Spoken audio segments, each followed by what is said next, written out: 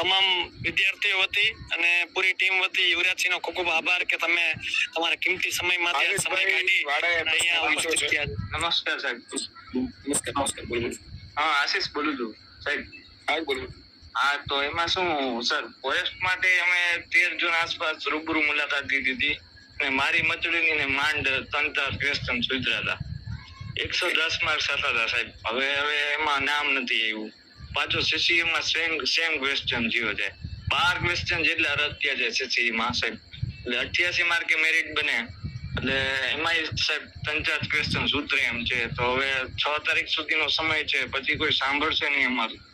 તમે ગયો તો રૂબરૂ આવી જાય. મેં કાલ પરમદીમાં પ્રતિબોર્ડમાં જે સાંભળેવા હતા ને એ સાંભળેવા જતા રહ્યા છે.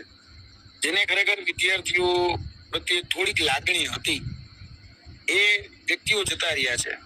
કોને જેને મળવું ને એ મને સમજાતું નથી. જે મને હમણાં તાને વાત કરી ને એ જ રીતે કે આવું શાને કારણે થાય છે, આવું ન જવું જોઈએ એ વાત હું માનું છું. પણ 6 તારીખ સુધીનો તમારી પાસે સમય છે તો હું ચોક્કસપણે તમારી સાથે ખભોથી ખભો મિલાવીને ઉભો રહીશ. તમે જ્યાં કહેવાનું કહો કે ભાઈ આપણે અહીંયા જવું છે, હું જઈશ, તમારી જોડે આવીશ, એમાંય ના નથી. પણ હવે પ્રશ્ન ક્યાં પૂછવો, તકલીફ ત્યાં છે. હાલો, હસમુખભાઈ હતા કે આપણે જેને પ્રશ્ન પૂછી શકતા, ભલે સાચો ખોટો વોટેવર, પણ એ વ્યક્તિ પ્રયત્ન કરતા હતા. થાય ન થાય એ તો ડઝન્ટ મેટર. તમે કીધું 3-4 સુધર્યા તો 3-4 નો સુધારવો હોત ને તો નહીં પાડતે. પણ એ પ્રયત્ન હવે આગળ જતા જો કદાચ તમે કીધું 6 તારીખ સુધી છે તો કાલે તો કદાચ 5 તારીખ થઈ જાય છે. 6 તારીખે જો કદાચ આવવું હોય તો હું 6 તારીખે તમારી સાથે આવવા તૈયાર છું. ઘણા બધા પ્રશ્નોમાં ભૂલ છે, કારણ કે વિદ્યાર્થીઓના રજૂઆતો મને પણ આવી છે. તો એ બધી જ રજૂઆતોને હું માનું છું કે ભેગી કરી અને વિથ ઓથેન્ટિકેટેડ પ્રૂફ તમામ હાજરમાં છે. બધું ઓથેન્ટિક છે. 7 જ્યોતિ ઘોષણા બધા વ્યવસ્થિત આખું ભગવત ગૌ મંડળમાંથી બધા વ્યવસ્થિત રાખ્યા છે સર. પ્રૂફ તો બધા. પણ હવે પછી ન્યા આવ્યા પછી કોઈ હાથ નો ચાલે ને. અમે સર એમાં શું ઘરેથી હવે એવું પ્રેશર કરે છે કે હવે પ્રાઇવેટમાં લાગી જાવ. આ બધી તો રમત છે સરકારની. 2-3 માર્કે સર આપણે છેલ્લી ટ્રાય આવી કરતા હોય જયારે CCE ને ફોરેસ્ટમાં સર હવે દોડવાનું મન નથી થતું. 112 માર્ક થતા હતા. હવે પછી એમ થાય કે હવે તો શું આમાં કઈ ડખે ચડી ગયું. એટલે ઘરેથી હવે તો પ્રેશર કરે છે કે હવે બધું મૂકી દો અને લાગી જાવ ક્યાંક.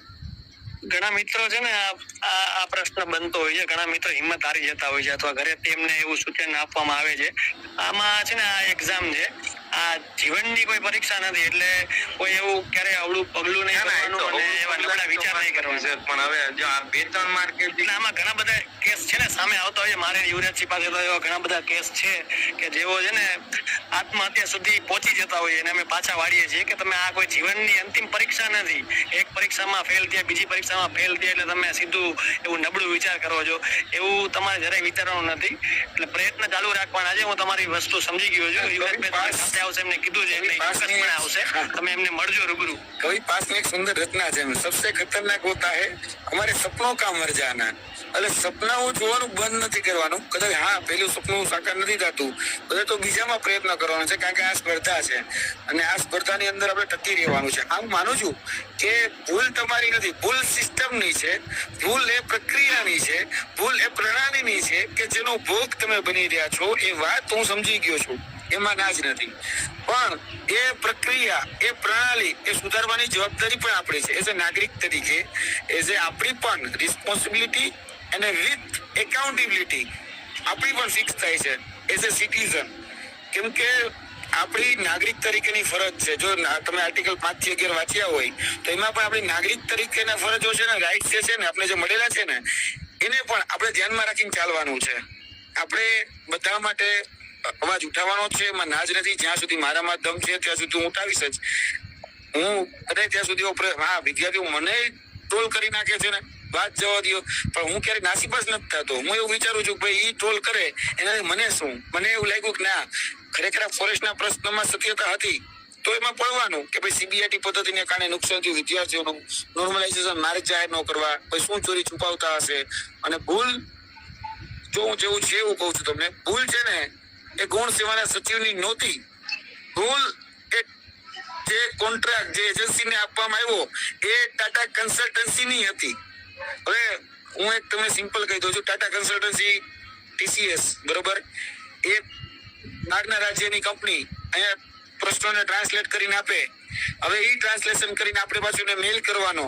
મેલમાં એ લોકો પાછો જવાબ આપે. સતત મેલ ઉપર જવાબો લેવાના કે ભાઈ આનું આમ ન થાય, આનું આમ થાય, અમારી પાસે આ પ્રૂફ છે, અમારી પાસે આ પ્રૂફ છે, સુધારી દો.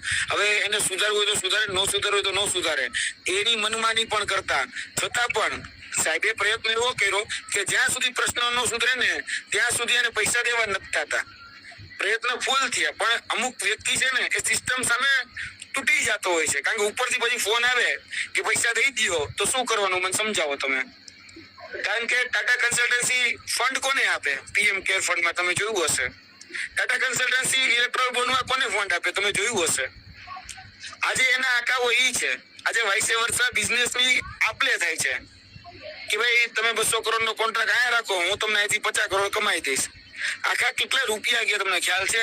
આ સીબીઆઈટી પદ્ધતિ પ્રમાણે આ ફોરેસ્ટની ભરતી લેવા માટે કેટલા રૂપિયા વાપરી નાખ્યા? 50 કરોડ ઉપરનો તો આ બાદ ધુમાડો થઈ ગયો. અને યોગ્ય પરિણામ ખરેખર તો કંપનીની જવાબદારી છે. જ્યાં સુધી પ્રોપર સર્વિસ ન આપે ને ત્યાં સુધી ને પે કરવાનું જ ન થાય. કારણ કે પ્રોપર સર્વિસ તો આપણે આટલા બધા રૂપિયા, અને તમારા ને મારા રૂપિયા છે, આપણે બધા ટેક્સ આપીએ છીએ. આ ટેક્સના પૈસા છે, મફત નથી. એક્ઝામિનેશનની પણ ફી હોય છે, બરાબર? આ મફત નથી. આપણે ટેક્સના પૈસાનો આપણે નહીં લઈએ તો કોણ લેશે? પણ ભોગ કોનો લેવાનો? આજે તમે વિચારો. આજે તમે એમ કીધું, જે વિદ્યાર્થી તરીકે તમે વાત કરો છો, હું આજે કોઈ સચિવનો પક્ષ નથી ખેંચતો, પણ આજે ભોગ એનો લેવાઈ ગયો. કેમ? કારણ કે તમારું સારું ઈચ્છવા ગયા. એને એમ હતું કે ભાઈ ના, હું આ 35 પ્રશ્નો છે ને ગમે એમ કરીને સુધારી અને વિદ્યાર્થીઓને મદદ કરું. કારણ કે એ 35 પ્રશ્નોમાં એ પોતે પણ અધિકારી રહી ચૂક્યા છે, એટલે એને ખબર છે કે આ 35 પ્રશ્નોનો જવાબ આ જ આવે જે સુધારવાને પાત્ર છે.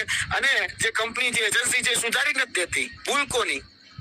એ એજન્સીની ને. હવે એજન્સીને કોન્ટ્રાક્ટ આ સાહેબે તો નતો આપ્યો ને, એ ભરતી બોર્ડના અધ્યક્ષ આપ્યો. તો ભરતી બોર્ડના અધ્યક્ષને તમે મળવા જાઓ, લ્યો, કોઈ મળતું નથી. ભરતી બોર્ડના અધ્યક્ષ સ્વર્ણિમ સંકુલ 1માં બેસે છે. કદાચ હું કહું છું તમારે કોઈને પણ મળવું હોય તો કોઈ તમને કોઈ ન મળે. મને નથી મળતા, બીજાની તો બહુ. અરે ધારાસભ્ય નથી મળતા. કોને ક્યાં જવું? કયો હાલો કોને? હવે જે વ્યક્તિ એક જવાબ દેતો હતો, જે વ્યક્તિ અહીંયા ટુ કદાચ આપણું કોમ્યુનિકેશન નતું, વાયા મીડિયા અહીંયા સુધી ક્યાંક આપણો અવાજ પહોંચતો હતો, હવે એ બંધ થઈ ગયો. આ સિચ્યુએશન સમજવી દરેક વિદ્યાર્થીએ ખૂબ જરૂરી છે. જે વિદ્યાર્થીઓ ટ્રોલ કરે છે, બરાબર, એને પણ સમજવી જરૂર છે. તમે સામેવાળાની હિંમત તોડી નાખી છે. એ વ્યક્તિઓ જવાબ દેવા તૈયાર નથી કે ભાઈ બંધ, હવે ભાઈ આપણે ટ્વિટર બંધ કરી દો.